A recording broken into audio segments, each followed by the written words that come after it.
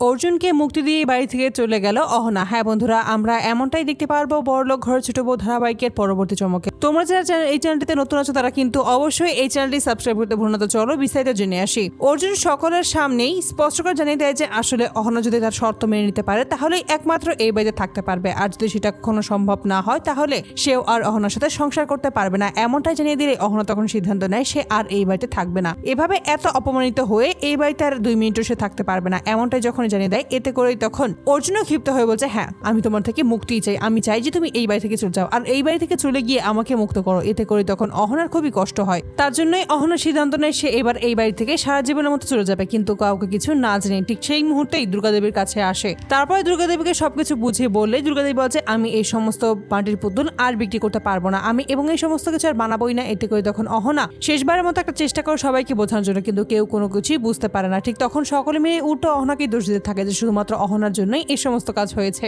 অহনা কি নিজের মুখটা একটু চুপ করে রাখতে পারে না? সকলের সামনে সবসময় এই সমস্ত কথা বলতে হবে? এই সমস্ত কথা বলার পরেই অহনা বুঝতে পারে যে আসলে সে সত্যিই ভুল করে ফেলেছে। এখন প্রত্যেকটা মানুষ শুধুমাত্র তাকেই দোষ দিচ্ছে। তখনই অহনা বলছে, মা আমি যেহেতু এই সমস্ত মাটির জিনিসের দায়িত্ব নিয়েছি, তাই আমি একটা জিনিসই চাই যে এই সমস্ত দায়িত্ব শেষ মুহূর্তে আমিই পালন করব। আর আমি চাই যে এই জিনিসগুলো আমার বাবার বাড়ির ওইখানে একটা দোকান আছে, সেই দোকানে সবটা বিক্রি করতে। এতে করে সকলে তখন রাজি হয়ে যায় এবং অহনা কাউকে কিছু না জানি ওই মূর্তি বিক্রি করবে এই সমস্ত কথা বলেই সেখান থেকে চলে যাওয়ার জন্য সিদ্ধান্ত নেয়। ঠিক সেই মুহূর্তে সেখানে অর্জুন চলে আসে এবং সকলের সামনে তখন অহনা দুর্গাদেবীকে বলছে, মা আপনাকে শেষবার মতো আরেকটা কথা বলতে চাই। আপনার ছেলে আমাকে জানিয়ে দিয়েছিল আপনার ছেলে আমার সাথে আর সংসার করতে পারবে না এবং সে আমার সাথে আর থাকতে চায় না। এতে করে তখন দুর্গাদেবী ক্ষিপ্ত হয়ে বলছে, কেন? কোন ছেলেই বা চাইবে যার বউ কোনো কথা শুনে না তার সেই সমস্ত জায়গায় সে সংসার করতে? সেই বউকে সে মেনে নিতে সেটা কখনোই চাইবে না। সমস্ত দোষ কিন্তু বউ তোমার। ছোট বউ, তোমাকে আমি আগেও সাবধান করছি, তুমি যে সমস্ত কথা বলো সেই সমস্ত কথা সব জায়গায় সবটা মানায় না, তাই তুমি সব সময় একই কথা বলবে না, কিন্তু তুমি সেই একই ভুল বারবার করার এর জন্যই তো সমস্ত কিছু হয়েছে। এতে করে তখন অহনা আরো কষ্ট পায়। তখন বলছে, মা শেষ মুহূর্তে আপনি আমাকে এই সমস্ত কথা বলেন, বেশ আমি আর তাহলে এখানে থাকছি না, আমি ওই মূর্তিগুলো বিক্রি করে এনে তারপর একটা ফয়সালা করে দেবো। এই সমস্ত কথা বলে তখন সেখান থেকে চলে যেতে নাই। ঠিক সেই মুহূর্তে অহনা অর্জুনের কাছে আসে। তখনই বলেছে, আমি সবাইকে কিছু বলিনি, তবে আপনি সময় মতো সবটা বলে দেবেন আর আমি পরবর্তীতে সবটা জানিয়ে দেবো, তাহলে আর কোনো ঝামেলা হবে না।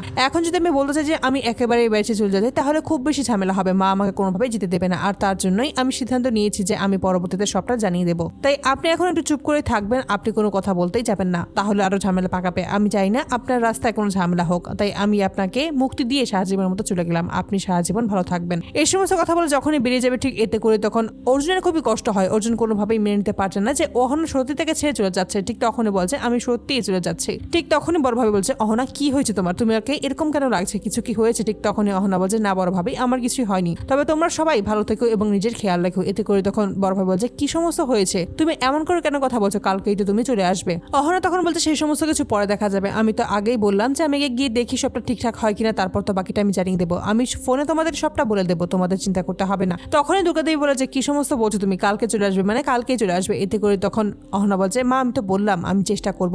আর তখনই দুর্গা বলেছে, চেষ্টা করার কোনো ব্যাপার না, তুমি অবশ্যই চলে আসবে, তারপর বাকিটা আমরা দেখে নেবো একসাথে কি করা যায় না করা যায়। ঠিক তখনই বলছে, বেশ মা আপনি যেটা বলছেন সেটাই হবে, আর আমি দেখবো যে আমি আসতে পারি নাকি এত তাড়াতাড়ি। যদি এই সমস্ত কিছু বিক্রি না করতে পারি তাহলে কিভাবে আসবো? এই সমস্ত কিছু বিক্রি করে তারপরে না হয় ফিরে আসবো। কিন্তু অর্জুনকে তাকে এসে বুঝিয়ে দেয় যে সে আর কোনোদিনও এই বাড়িতে ফিরে আসবে না। এতে করে প্রথমবারের মতো অহনার জন্য খুবই খারাপ লাগে। সে ওই রাতের ওই কথাগুলো মনে করে মন খারাপ করে থাকে যে এই সমস্ত কথা হয়তো বা অহনাকে বলা তার উচিত হয়নি। ঠিক সেই মুহূর্তে পিসি কাছে আসে অর্জুনের, আর তখন বলছে, তুই একদম এই সিদ্ধান্তটা নিয়ে ঠিক কাজে করেছিস, এবার এই বাড়িতে শান্তি ফিরে আসবে, এই বাড়িটা আবার আগের মতো শান্তিতে ভরে যাবে, তোকে আর কোনো ঝামেলা পোহাতে হবে না। পিসিমার এই সমস্ত উস্কানিমূলক কথা শুনে তখনই আবারও চুপ হয়ে যায় অর্জুন, সে কোনো কিছুই বলে না এবং অহনাকে আটকানোর চেষ্টাও করে। তো বন্ধুরা, তোমাদের কি মনে হয়, এবার কি সত্যি সত্যি অহনা সারা জীবনের মতো বাড়ি থেকে বেরিয়ে যাবে? এবার কি কোনোভাবেই অর্জুন আটকাতে পারবে না? অবশ্যই তোমরা তোমাদের মতামত কমেন্ট বক্সে জানতে ভুলো না। ধন্যবাদ।